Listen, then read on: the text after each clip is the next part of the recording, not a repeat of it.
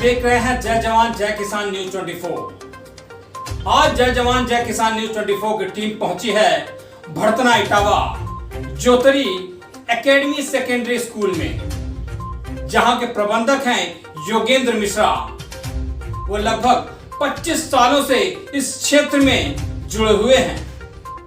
उन्होंने कोरोना काल के दौरान में ऑनलाइन शिक्षा और क्लासेस चलाई हैं सुचारू रूप से। आइए देखते हैं ये रिपोर्ट। इस बीच हमारी टीम से बातचीत के दौरान ज्योतरी एकेडमी सीनियर सेकेंडरी स्कूल के निदेशक योगेंद्र मिश्रा ने कहा कि शिक्षा उस शेरनी का दूध है जो पिएगा वह दहाड़ेगा। उन्होंने कहा कि कोरोना काल के बाद से बच्चों पर विशेष ध्यान दिया जा रहा है। प्रबंधक योगेंद्र मिश्रा ने कहा कि अपने जीवन में सिर्फ शिक्षा को आगे बढ़ाने के लिए हमने ये कदम उठाया है। देखिए इटावा से संपादक कुमार गौरव और पवन की ये ग्राउंड रिपोर्ट। नमस्कार, आप देख रहे हैं जय जवान जय किसान न्यूज 24। मैं कुमार गौरव। आज मैं हूं जिला इटावा में और इटावा की एक विधानसभा भड़तना।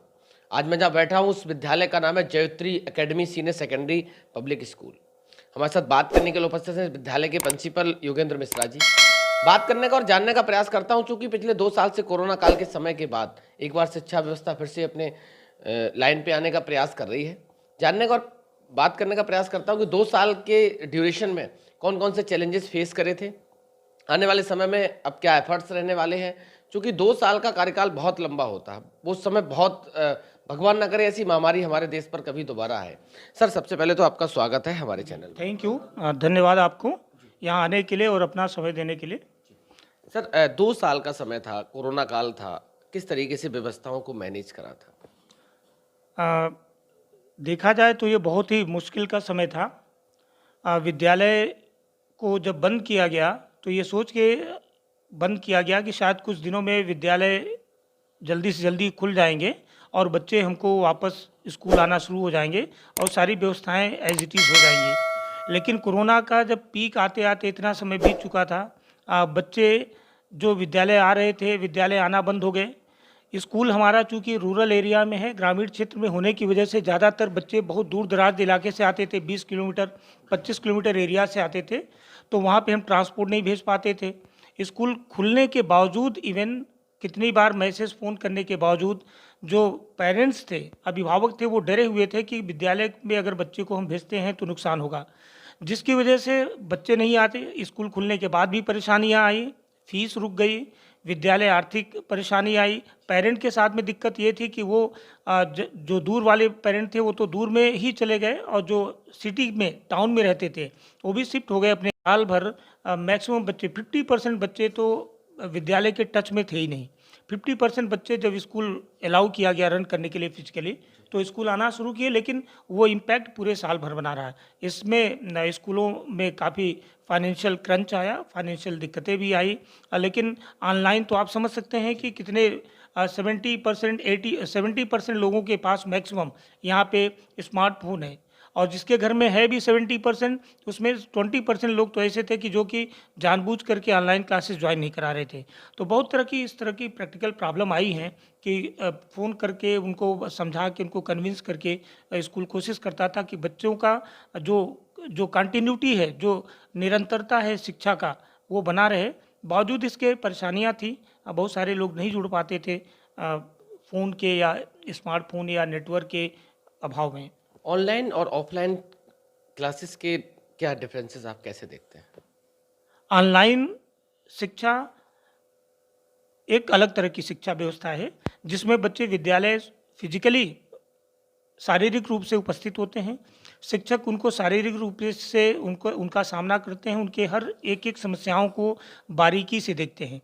उनकी बुक्स हैं, नोटबुक्स हैं, उनकी जो पर्सनल समस्याएं होती हैं उस पर भी वो उस पर जोर देते हैं, उस पर काम करते हैं। जबकि ऑनलाइन में बच्चे को सिर्फ हमारे पास एक ही माध्यम होता है कि उनको कम्युनिकेट करें, फ़ोन करके उनको बोलें कि आप तैयार रहें, आपकी क्लासेस हो रही हैं।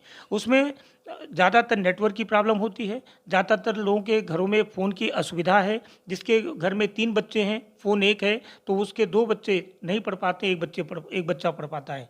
तो इस तरह की समस्याएँ आती हैं, जिससे कि ऑनलाइन हिंदुस्तान में, ख़ासकर हमारे भरतना जैसी एरिया में, रूरल एरिया में, ऑनलाइन होने के लिए अभी कम से कम कुछ समय लगेगा।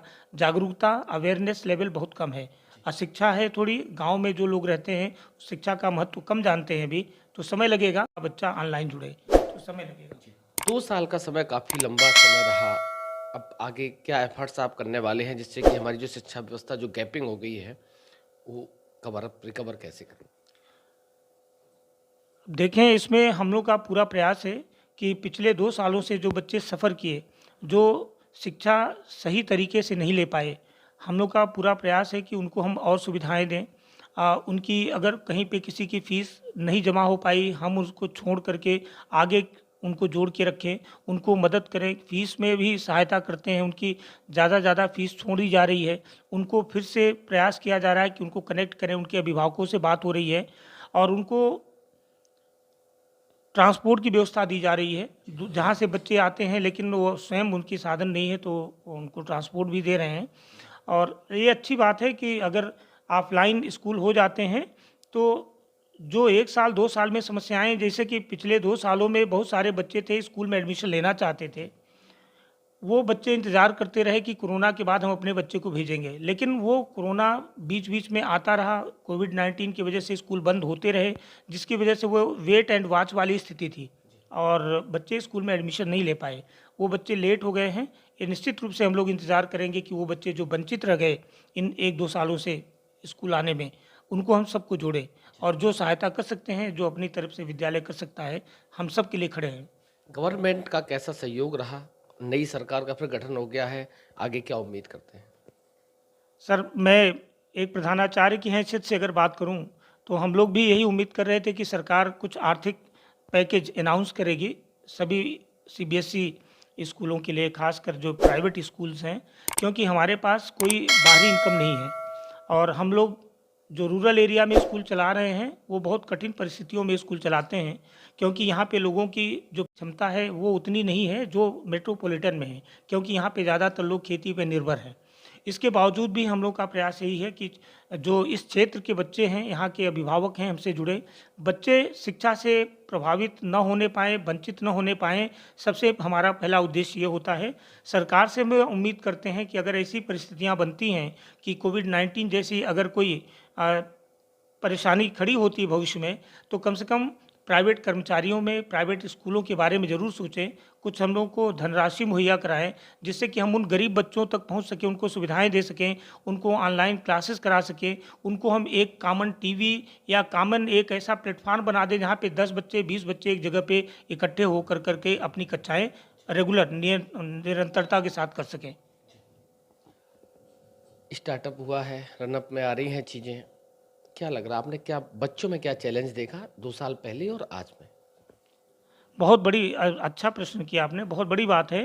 पिछले 2 सालों से चूँकि क्लासेस मैंने जैसे बताया कि 50% जो 70% फ़ोन जिसके पास है, उसमें से 50% बच्चे रेगुलर क्लास करते थे, 50% नहीं कर पाते थे। उन बच्चों का जो 50% नहीं कर पाए, उन बच्चों की स्थिति हो गई कि जो 2 साल पहले जो उनका लेवल था, जो उनमें अवेयरनेस थी, जो उनकी इन्फॉर्मेशन और जानकारी थी, पढ़ाई के प्रति रुचि थी, वो काफ़ी कम हो गई है। सबसे बड़ा चैलेंज हर विद्यालय के लिए ये है कि वो बच्चे जो 2 साल से मिस कर रहे हैं कक्षाओं को, जो भूल चुके हैं, उन बच्चों को फिर से हमको स्कूल में ले आकर के उनको फिर से उस लेवल तक में उठाना, तो इसमें निश्चित रूप से विद्यालय को बहुत मेहनत परिश्रम करने की ज़रूरत है। हर टीचर अपने विषय में उसके लिए एक नया रोज़ एक नया चैलेंज है। हर बच्चे के पास में जा कर के उसकी जो लिखने की क्षमता है, जो रीडिंग की जो क्षमता है, रिटेन जो वर्क कराना है, ये सब पे उस ध्यान देना, विशेष ध्यान देना, फोकस करना, पेरेंट को कनेक्ट कर कर के बच्चे की वीकनेस को उनको बताना कि आपके बच्चे की ये पॉइंट मिसिंग है, इस पर आप ध्यान दें। तो विद्यालय और पेरेंट दोनों मिल कर के कुछ करेंगे, तभी जा कर के बच्चों का जो 2 सालों का जो कमियां रह गई हैं, आ पाई थी, वो दूर होंगे। एक आखिरी सवाल आपसे, हिंदुस्तान कल्चर की बात करूं, आपने देखा किस तरीके से बच्चों में बदलाव आ रहा है। हमारा ज़माना था, आपका ज़माना था, घर से आते थे तो माँ बाप का अभिवादन करके आते थे, पैर छू के आते थे।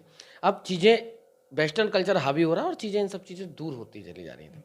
आपकी ऑनरशिप है, किस तरीके से अब हिंदुस्तान कल्चर को आगे बढ़ाने के लिए संस्था क्या करने वाली है? बहुत ही अच्छा प्रश्न किया। एक तरफ तो अभिभावक ये चाहते हैं कि हमारा बच्चा विद्यालय में जा रहा है तो सदाचार, शिष्टाचार, नैतिकता, वैल्यू पे जोर देते हैं। दूसरी तरफ वो अपने बच्चों के सामने खुद भी सोशल मीडिया पे ज़्यादातर खासकर फ़ोन लेकर के बैठ जाते हैं और उनको जो कंटेंट नहीं दिखाना चाहिए उस तरह के कंटेंट उनको दिखाते भी हैं। जाने या अनजाने में इस तरह की दिक्कतें आती हैं। दूसरी चीज़ें जो सोशल मीडिया की वजह से चूँकि ऑनलाइन क्लासेस हुई, देखा गया कि पिछले 2 सालों में जो बच्चा फ़ोन से दूर रहता था, फ़ोन चलाना भी नहीं जानता था, वो फ़ोन उसके पास 10-10 घंटे, 8-8 घंटे के लिए उपलब्ध होने लगा। इसका रिज़ल्ट ये हुआ कि एक तरफ तो वो चले उसकी कंटिन्यूटी हुई, निरंतरता शिक्षा से वो जुड़ा रहा, ऑनलाइन क्लासेस करता रहा, लेकिन दूसरी तरफ में कमी आ गई कि बच्चा गेम्स के प्रति उसका रुझान बढ़ता गया। बच्चा जो कंटेंट उसको नहीं देखना चाहिए जो उपलब्ध है फेसबुक पे या ऑनलाइन पे या सोशल मीडिया पे, उस तरह के कंटेंट की तरफ उसका ध्यान गया है, जिसकी तरह से वो भारतीयता में, राष्ट्रीयवाद में जो एक विश्वास रखता था उसमें कहीं न कहीं कमी आई है। हम लोग का प्रयास है कि हम अपने बच्चों से हमेशा पूछते हैं कि आप आते समय या अगर आते समय पैर छू ना पाए हों तो जा करके एक बार पैर छुएं, अपने माँ पिता की बात मानें और पढ़ाई के समय, ऑनलाइन के समय ही फ़ोन आपके हाथ में होना चाहिए और उसके बाद जैसे ही आपका ऑनलाइन क्लास ख़त्म होता है तो उस पे जाएं। राष्ट्रीयता होनी चाहिए। हम सभी लोग यही चाहते हैं कि हमारे बच्चे देश के भविष्य है, निकल जाएगा, राष्ट्रीय भावना आज से नहीं पनपेगी, उनके विचार अच्छे नहीं होंगे देश के प्रति, तो निश्चित रूप से आगे आने वाले समय में वो देश का जिस तरह से हम लोग अपेक्षा रख रहे हैं वो पूर्ण नहीं होगा। धन्यवाद सर बात करने के लिए और समय देने के लिए। Thank you. जिस तरीके से मैंने अभी आपको दिखाया था कि Jyotri academy public secondary public school के प्रधानाचार्य से हमारी बात हुई थी। चूँकि 2 साल का समय बहुत ड्यूरेशन टाइम होता है, हमारे साथ इस विद्यालय की यूनिट भी खड़ी हुई है, स्टाफ भी है। बात करने का और जानने का प्रयास करता हूँ कि 2 साल के बाद किस स्टेज पे आज हैं। 2 साल का समय बीत जाने के बाद कोरोना काल पूरा समाप्त हो गया, इस बार एक बार फिर शिक्षा प्रणाली अपने लाइन पे आने का प्रयास कर रही है। इस विद्यालय का स्टाफ हमारे साथ है। मैम क्या नाम है आपका? सर मेरा नाम है ऋचा अवस्थी। ऋचा जी, 2 साल का समय बहुत लंबा होता, अभी दोबारा से फिर क्लासेस स्टार्ट हुए, तो बच्चों में किस तरीके के चैलेंजेस आपने फेस किए? सर जैसे चैलेंजेस मैंने देखे मेरे जो क्लासेस हैं, जैसे पोस्ट कोविड और प्री कोविड में अगर मैं एक सबसे मेजर चैलेंज देखूं, students have a very laid back attitude after Covid. पहले बच्चे उस चीज़ को लेके सीरियस होते थे, बोर्ड से एग्ज़ाम उनके लिए होते थे कि हाँ कुछ है जिसके लिए पढ़ना है। Now since CBSE has also change the exam pattern and the syllabus both, students have a very laid back attitude कि ठीक है प्रमोट तो कर ही दिया जाएगा, पढ़ें या ना पढ़ें स्कूल से प्रमोशन तो मिल ही जाएगा। ये तो एक मेंटलिटी बना रखी थी। अभी एक चीज़ और आपसे, अभी 2 साल ऑनलाइन क्लासेस आपने भी लिए होंगे, तो ऑनलाइन और ऑफलाइन में क्या देखा, क्या महसूस करा?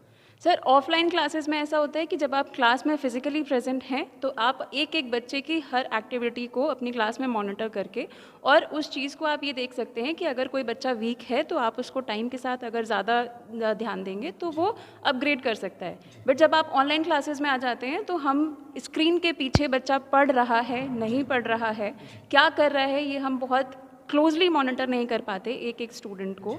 ये एक सबसे बड़ा उसका नेगेटिव इफेक्ट हो जाता है अगर हम ऑनलाइन क्लासेस की बात करें तो क्या नाम क्या आपका? जी, my name is Seema Yadav.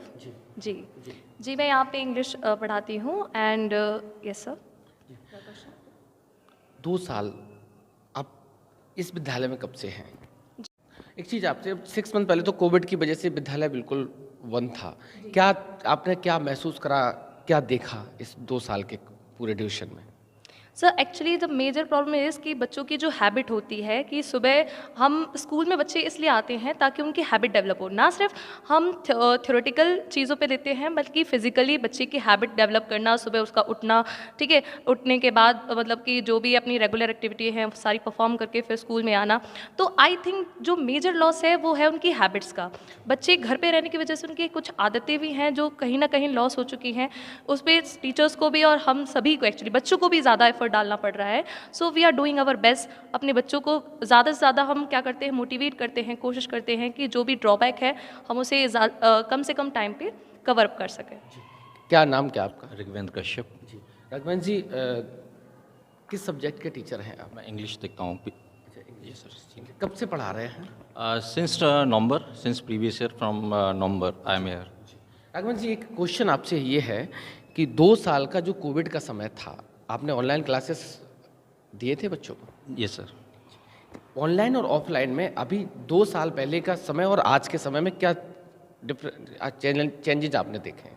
Actually, if I look back in the before 2 years, I can see that the drain of interest in the students, I can feel that. And now the student coming back and they are trying to achieve the back their situation. That is the major problem. And the students feeling lots of problem, like those students are from the rural area, they are feeling online classes, net problem, and the issues of the mobile phone. Suppose somebody has 2 siblings, the problem is how they will maintain the 2 phones and the 2 laptops like that. So this is the major problem in our areas also. हम सभी अभिभावकों से, सभी बच्चों से हमारी एक appeal है कि ये सेंचुरी के बाद, सैकड़ों साल के बाद इस तरह की कोविड-19 जैसी परेशानी आई थी, परिस्थितियां बनी थी। ईश्वर से हम सबकी यही कामना है कि ऐसी परिस्थितियां भविष्य में ना बने। हमारे बच्चे देश के भविष्य हैं, वो सुरक्षित रहें। अभिभावकों से आग्रह विशेषकर है कि वो अपने बच्चों को निरंतर विद्यालय भेजते रहें, विद्यालय के साथ कोऑपरेट करें। हम सभी शिक्षक, हमारे जितने टीचर हैं, विद्यालय के जितने लोग हैं, हम सभी लोग उनके बच्चों के साथ शारीरिक रूप से, मानसिक रूप से और शैक्षिक कार्यक्रम आगे उनका बढ़ाने के लिए तत्पर हैं। और बस यही कहना चाहेंगे, हमारी तरफ से जो भी सहायता होगी हम उसके लिए हमेशा तत्पर हैं उनके साथ। थैंक यू सर, बात करने के लिए और समय देने के लिए। पल पल की खबरों को देखने के लिए चैनल को लाइक, सब्सक्राइब और शेयर करना ना भूलें।